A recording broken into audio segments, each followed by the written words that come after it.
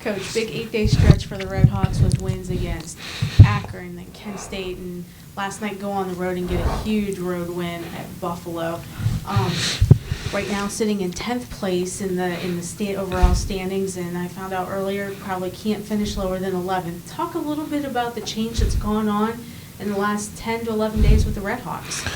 Well, I think, multiple things. Number one, we've made some shots. We've been able to shoot the ball much better, particularly from the three-point line. Secondly, we've done a good job of cutting down on our turnovers. I think that's certainly been key. And then, of course, I think you've witnessed the improvement of Deion Wade and Abdullah Haruna from the standpoint of their consistency. Although Haruna struggled last night, one of the things about Deion is he's always been consistent with the rebounding. His energy is certainly terrific, and he's been able to hit shots. And consequently, I think probably the biggest factor in the last thing is that you've watched Eric and Giovanni, you've watched their confidence grow in their teammates and their willingness to make the extra pass. And therefore, the game has become a much easier game for them. And the team has grown together.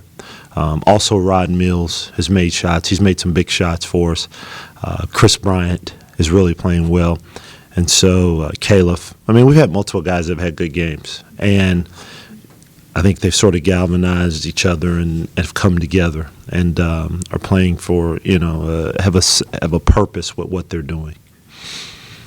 Friday night, you say thank you to 8 seniors in the program, a lot of guys. Talk a little bit about this senior class and what they've meant to Miami. Certainly various lengths of time that they've all been here, but what they mean to the Red Hawks. Well, you look at what we're doing now down the stretch. Our seniors have stepped up. They've certainly accepted their roles, whatever that role may be. You look at Giovanni McKnight, a young man that's the only player that's been here our entire time, 4 years, and 1,000-point scorer, has really had a really good career and I would say he's playing his best basketball of his career and really knowing who he is and relishing in that. And Eric and what he's meant to come here. And, it's funny, when we brought Eric in, no one knew who he was, quite frankly. Obviously, we were very familiar with him, but, you're talking about a young man now in the past 3 games. He's been at almost 4-to-1 assist-turnover ratio. And so there are multiple guys in that senior class, but, I think one of the things that's always overlooked is that you're talking about a group of young men who they cast their lot with us and took an opportunity or took a chance on us. Obviously, we were a pretty new coaching staff when most of these guys came in and trying to get the program back, and as I always say, back to its rightful place. And we certainly haven't gotten there yet. But, I think you're starting to see some of the foundation of what you're trying to build. And certainly you do lose seniors, and it's always sad to see them go. But, you hope that you've done right by them as people first and foremost, and that, wherever their path may lead them, that they're going to have an opportunity to be successful in life. And to me, that's what it's all about. And I always talk to them about, I don't coach you for basketball. It's much more than that. If that's just what this is about, then it's probably not the right place. But this is more about life and some of the decisions you're going to have to make once you walk out of this door. And all these kids will have their degrees. And so they'll be able to go on. And who knows, maybe one of them will hire me someday. You never know. So, but we're certainly going to miss them and very appreciative of their efforts and the things that they have done for the school, for themselves, their family, and obviously for the program. And then what they've done for our sophomores and watching our sophomores grow, because we've got some sophomores that are playing more minutes than some seniors. But the seniors have been right on board, and as this season has progressed, and they've accepted that, and they've been really good teammates about it. So it says a lot about them as people.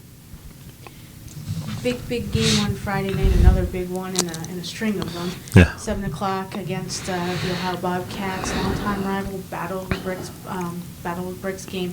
Talk about this matchup Friday night. Well, obviously we were there about 2 weeks ago. Played at Ohio, and they're good. They're a very good team. Saul's done a terrific job here in the second year. They've got some guys that are playing really, really good basketball. I think what Jerron Simmons has done for them has been unbelievable. Very steady, very good basketball player, knows how to play the game, gets it, understands it. But they're a team that can really, really stretch you because they can shoot the basketball. And, of course, they can throw it inside to Mr. Campbell, and he does a terrific job in there. So, this is a hard team to guard, certainly a team that you've got to really be on point with what you're trying to do. One of the things about the game up there is I thought, our guys really came together. And even though we lost that game, I think there was a point there in the second half. We cut it to 5 with an opportunity to actually cut it to 2. But we get a offensive foul on the screen. And so it told me something about the group because obviously we were dealing with some player suspensions.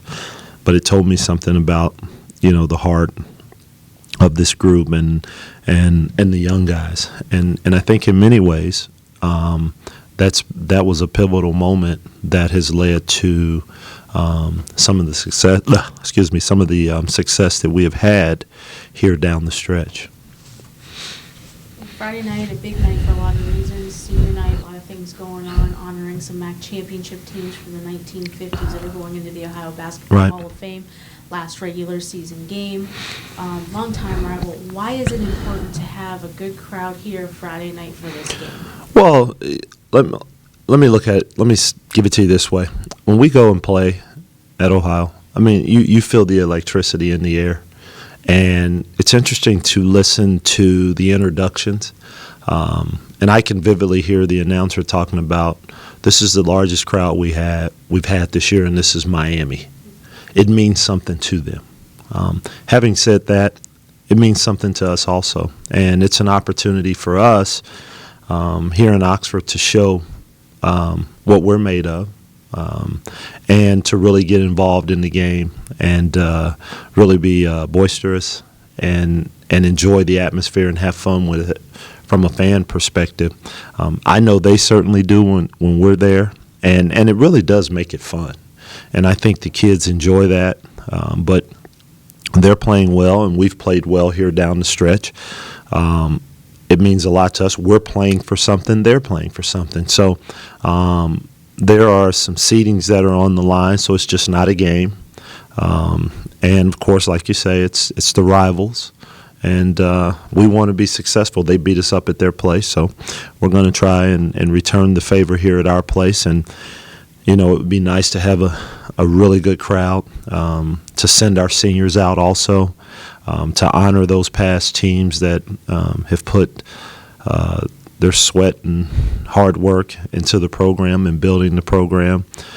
So there's a lot of things that are going on, a lot of reasons to be here, a lot of reasons to sit back and reminisce, a lot of reasons to encourage a group of young men that are playing on the court right now who could have given in earlier in the season. And I said it all along, they never gave in practice one day. And it's a life lesson. Sometimes things don't go your way, but you keep digging, and lo and behold, and for us to have an opportunity to close the season out on the right kind of note and get prepared to head into the tournament, and we'll see who our opponent will be at the end of the game.